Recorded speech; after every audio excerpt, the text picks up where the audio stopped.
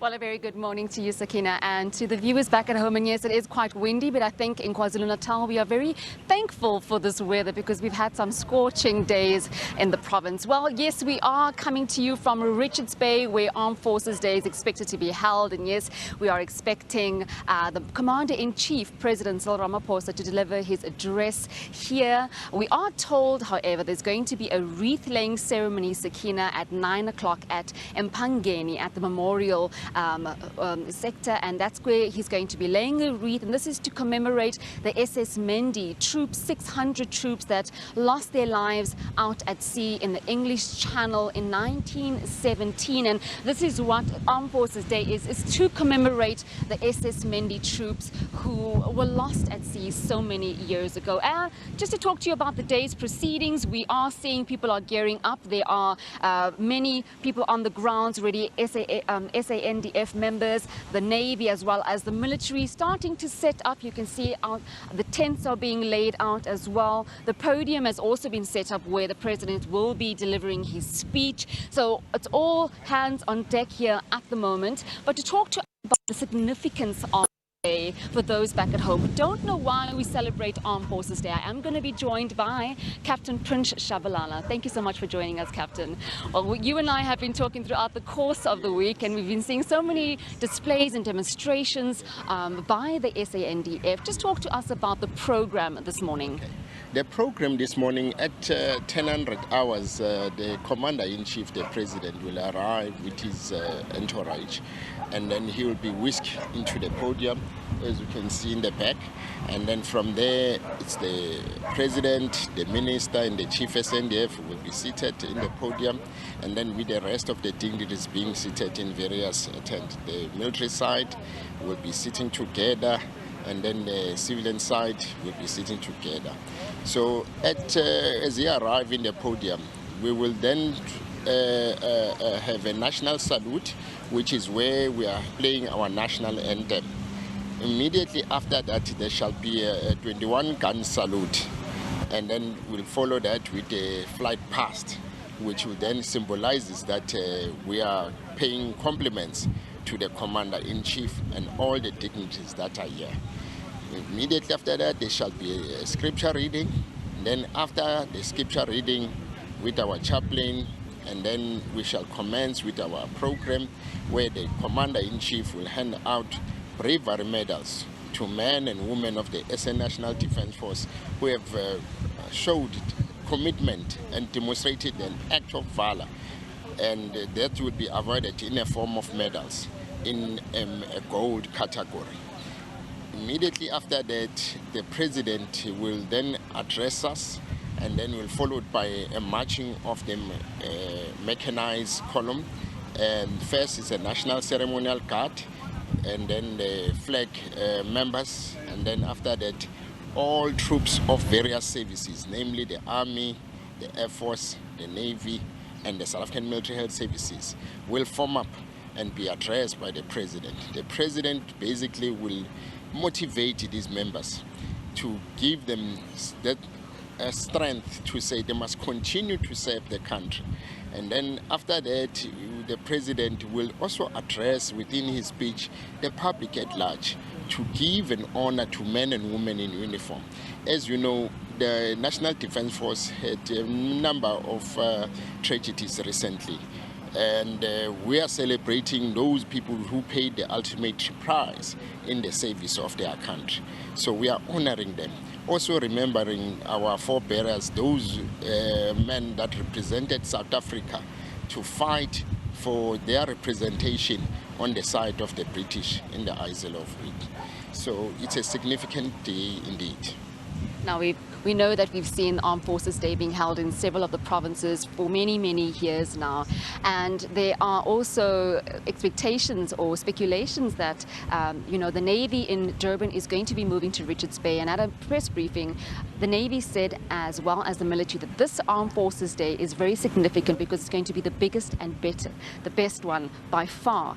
When we talk about Armed Forces Day and the importance of Armed Forces Day and commemorating those fallen heroes in the front clients, but also educating people that this is possibly a career that one can go into, giving back to your country. Talk to us about the importance of having Armed Forces Day, because I imagine that many back at home say, why do we have this?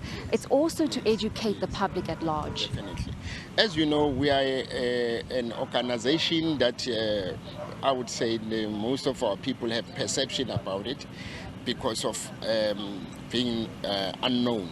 So the soldiers here, as we had a fan park, we actually were trying to educate by bringing the Defence Force closer to the people of South Africa. The significance of that, why we chose Richards Bay, is that we had an interest from a long time ago to move here, and Transnet offered us an offer that we couldn't decline. Then because they want to expand their economic interest in support of South African economy at Durban. Then it was decided and approved by the Military Command Channel that it is best that we move to this area. During World War I and World War II, the naval island in Richards Bay used to be occupied by the Navy. So a lot of people don't understand its name, Naval Island. So we are coming back home actually to establish ourselves, and we have seen soldiers investing a lot in the economy here in Richards Bay. We can clearly say that our public has received us very well. We had a warm reception at KZN at large. We had a significant turnout during the recruitment drive when we opened the fan park. We had queues of hundreds and hundreds of youth lining up to volunteer their service to join the National Defence Force. This significant event has brought us very close to the community, and it has made us to be aware that our people really are longing for knowledge of their National Defence Force. So we are very proud that we'll visit province to province. We'll continue to educate our public. We'll continue to make sure that our people understand us, that we are not in war with them. We are deployed to serve the national interest of the country when there's instability in support of the SAPS. However, the main role of us is to safeguard the sovereignty of South Africa, to safeguard, to make sure that our people can sleep at peace, knowing that our borders are safe at sea, on air, as well as in the land with our borders. So we play a large role in terms of making sure that the Defence Force safeguard, people can sleep at peace knowing that they have a credible defence force that have its capabilities. By demonstrating and showing our arsenals here today, we are showing the public out there, our people, the South Africans, to say we have arsenals that can defend them, arsenals of war that can be used. But in peace, we have seen soldiers from the South African Military Health Services taking their capabilities of medical health in support of the Department of Health, moving to areas, villages where our people don't have access to medical health. So we have brought that to them, and we have linked up with the launch officially, which will take a 5-year program. So it was really significant for us to launch in this. Of course, this one is the biggest and the largest of the armed forces because we have got a brigade level, we have got our arsenals of all nature here. We're talking about the Hawks, the ships are here, and the mechanized columns. We have there were 8,000 men, strong National Defence Force showing their presence today. So it's one of these things that we shall continue to display our capability. The significance of it is that we are not only coming here to educate, but we are injecting economy by making sure that the soldier itself spends his little cent here. And as I said, there's a spin-off economically, but ours is to first and foremost educate, making sure that South can become proud of us. Yes. Captain Tshabalala, thank you so much for talking to us on Morning Live. And I think Sakina and Leanne, also the important role of SANDF. We do know that President Cyril Ramaphosa has made a clarion call to his members to also aid in terms of those flood victims. And we've been experiencing flooding throughout the country. So he's also deployed his members to communities that really need help.